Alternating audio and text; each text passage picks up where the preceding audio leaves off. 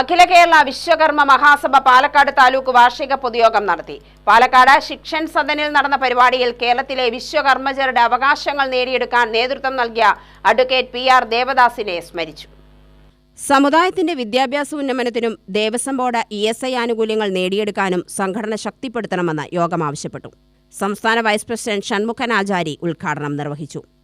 തദ്ദേശ സ്വയംഭരണ സ്ഥാപനങ്ങൾ തെരഞ്ഞെടുപ്പ് വരികയാണ്.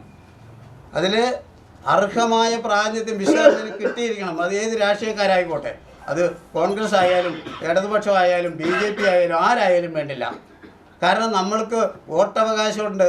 ആ നമ്മുടെ വോട്ടവകാശം ഭരിക്കാൻ മാത്രമല്ല, ഭരിക്കപ്പെടാൻ മാത്രമല്ല, ഭരിക്കാനും കൂടിയുള്ള അവകാശമാണത്. നമ്മുടെ പൗരാവകാശം വിനിയോഗിക്കുമ്പോൾ നമുക്ക് എന്ത് കിട്ടിയെന്ന് ചോദിക്കുമ്പോൾ നാളെ അധികാരത്തിൻ്റെ കേന്ദ്രങ്ങളിലേക്ക് വിശ്വകർമ്മ അതിൻ്റെ അകത്തളത്തിലേക്ക് ആനയിപ്പിക്കപ്പെടുമ്പോൾ മാത്രമേ ഒരു പൗരൻ്റെ വോട്ടവകാശത്തിൻ്റെ വില അറിയുള്ളൂ. അതുകൊണ്ട് വരുന്ന തെരഞ്ഞെടുപ്പുകൾ, അത് കഴിഞ്ഞാൽ അസംബ്ലി തെരഞ്ഞെടുപ്പ് വരും. അപ്പോൾ നമ്മൾ രാഷ്ട്രീയ പാർട്ടിക്കാർ നമ്മൾ സമീപിക്കും.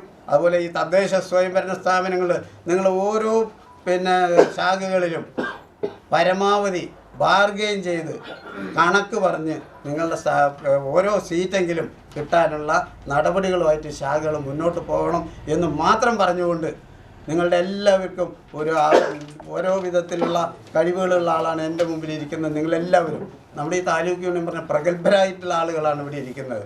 ഇന്ന് ഈ സമ്മേളനത്തിൽ പങ്കെടുക്കുന്നത് നമ്മൾ തെരഞ്ഞെടുക്കപ്പെട്ട പ്രതിനിധികളാണ്. President V. ശിവൻ അധ്യക്ഷത വഹിച്ചു. സംസ്ഥാന സെക്രട്ടറി PK തമ്പി മുഖ്യപ്രഭാഷണം നടത്തി.